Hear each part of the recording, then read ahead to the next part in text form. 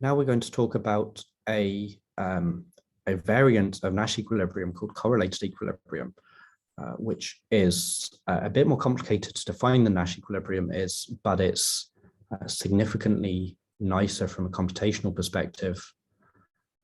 And in some cases, it's also well motivated from a kind of game theoretic, how to say this, from a modeling perspective.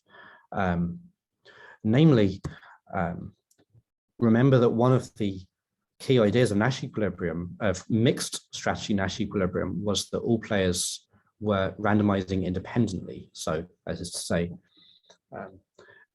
the event that a player plays a given pure strategy is independent of any other player playing any pure strategy. So correlated equilibrium is all about relaxing the assumption that these are probabilistically independent, and instead we give the players access to a shared random source.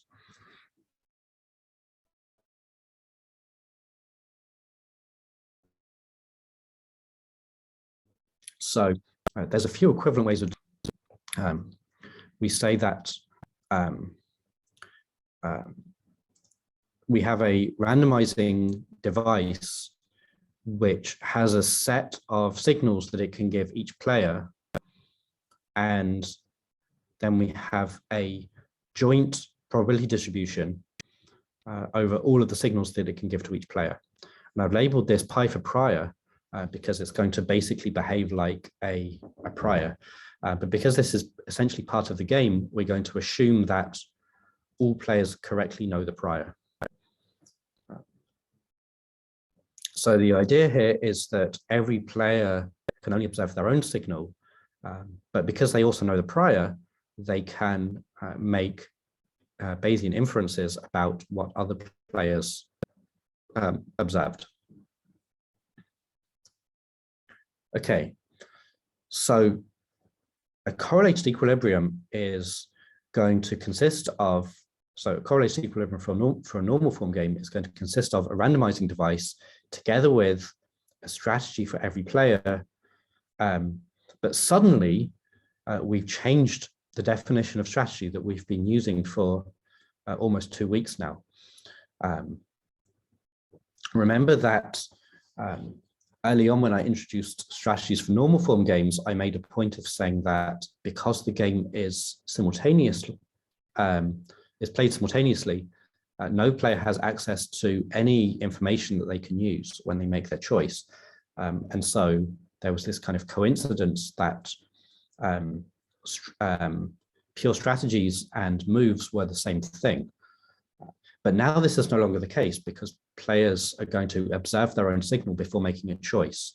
So, so now a pure strategy in the context of a randomizing device is going to be a function that says for each signal that the player could observe, which move will they pick. So that is to say, a strategy is now a function from signals to moves, and this is a general rule of thumb in game theory, is that a strategy for a player is always going to be something like a function from the things that the player can observe at that point to the things that they can do at that point. Okay, so there's a kind of relationship between Nash equilibrium and correlated equilibrium. So every Nash equilibrium can, in a kind of degenerate way, be seen as a correlated equilibrium. Namely, we can use the mixed strategy profile as a randomizing device. So this is a bit of a kind of strange artificial looking construction. What we can do is, when we have a mixed Nash equilibrium, the players are kind of independently doing some randomness there. They're drawing from a random source. And what we're going to do is we're going to take all of that randomness away from the players and lump them together into a randomizing device.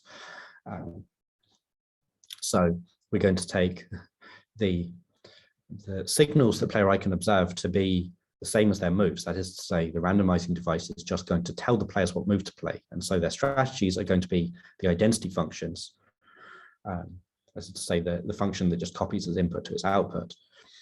And then the joint distribution is the kind of the joint distribution that is not actually a joint distribution because everything is independent. So formally, it's given by this formula.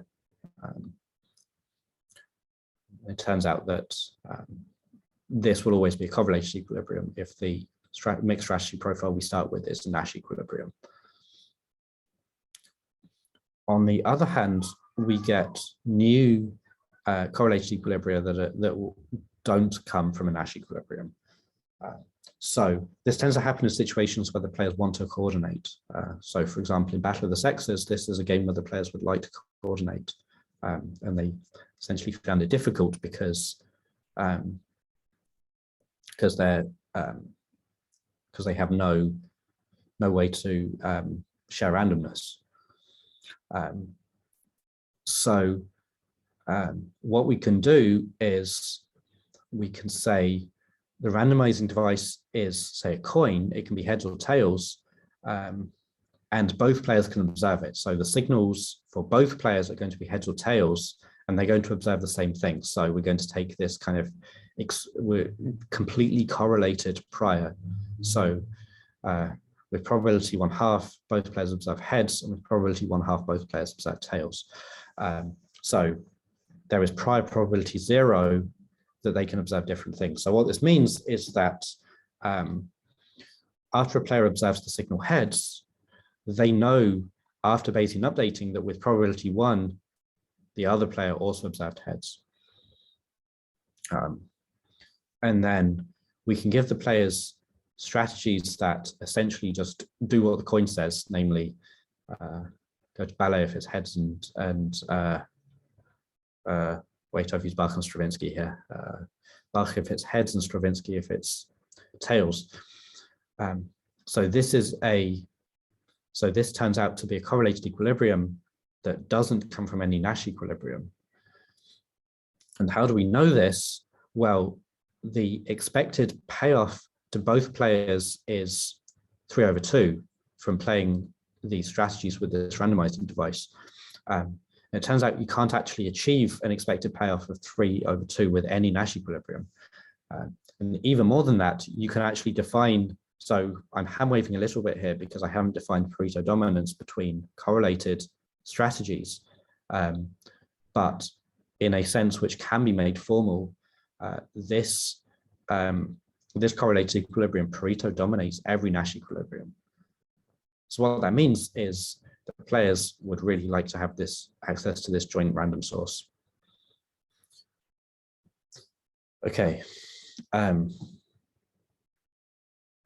as well as being sometimes better for the players, it's also much better for us on the outside because they are significantly easier to calculate the Nash equilibrium. So remember that Nash equilibria are extremely computationally difficult to calculate, whereas it turns out that you can calculate correlated equilibria essentially by linear programming.